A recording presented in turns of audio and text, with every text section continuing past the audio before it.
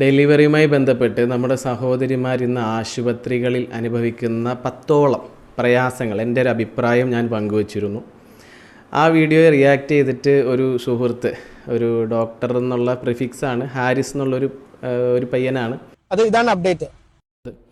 ആരോ എഴുതിയ ഏതോ പുസ്തകം നോക്കി ഒരു ലോട്ടറി എടുത്തിട്ടുണ്ട്. അത് അടിച്ചു കഴിഞ്ഞാൽ തൽക്കാലത്തേക്ക് ജോലി വിടാനാണ് എൻ്റെ പ്ലാന്.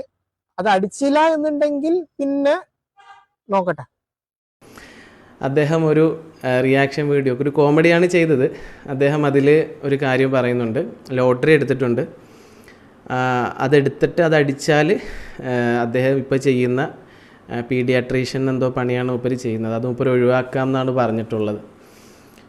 എൻ്റെ ഒരു അഭിപ്രായത്തിൽ ഗർഭകാലയളവും പ്രസവവും ഒരു രോഗമല്ലെന്നും അതൊരു സ്വാഭാവിക പ്രക്രിയ മാത്രമാണെന്നും മനസ്സിലാക്കാത്ത ആൾ അദ്ദേഹം ഒരു ചികിത്സയും കൊടുക്കാൻ കഴിയുന്ന ആളാണോ അല്ലേ എന്നുള്ളത് അല്ലേ. പണ്ട് കാലത്ത് സ്വസ്ഥമായി നടന്നിരുന്ന ഒരു കാര്യത്തെ ചൂഷണവൽക്കരിച്ചു. അത് സാമ്പത്തിക നേട്ടത്തിനും കൂടുതൽ ആളുകളെ ഉപദ്രവിക്കാനും ഒക്കെ, അത് വേറെ അജണ്ട, പോട്ടെ.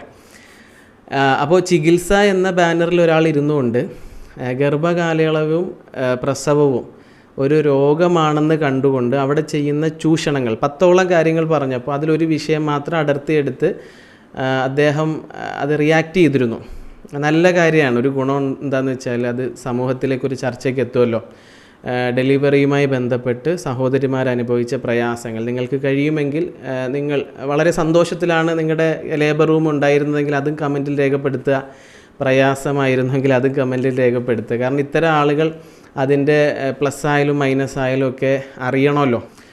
സുഹൃത്തിനോട് ഓർമ്മിപ്പിക്കാനുള്ളത്, ഗർഭകാലയളവും പ്രസവവും ഒരിക്കലും ഒരു രോഗാവസ്ഥയല്ല, അതൊരു പ്രകൃതിപരമായ പ്രോസസ്സ് മാത്രമാണ്. വളരെ പവിത്രമായ ഒരു പ്രോസസ്സാണ്. പണ്ടുള്ള കാലത്ത് ഉമ്മമാർ ആ പ്രകൃതിപരമായ പ്രോസസ്സിൽ 15-20 ഒക്കെ മക്കളെ പ്രസവിച്ചിരുന്നു. ഇനി അന്ന് ബർത്ത് മോർട്ടാലിറ്റി കൂടുതലായിരുന്നു, അമ്മമാർ കൂടുതൽ മരിച്ചു എന്നൊക്കെ കണക്കായിട്ട് വരി. അപ്പോൾ ഇൻഷാ അല്ലാഹ് കണക്ക് വെച്ചിട്ട് അതിന് ഞാൻ റെക്ടിഫൈ ചെയ്ത് തരാം ഇൻഷാ അല്ലാഹ്. അസ്സലാമു അലൈക്കും.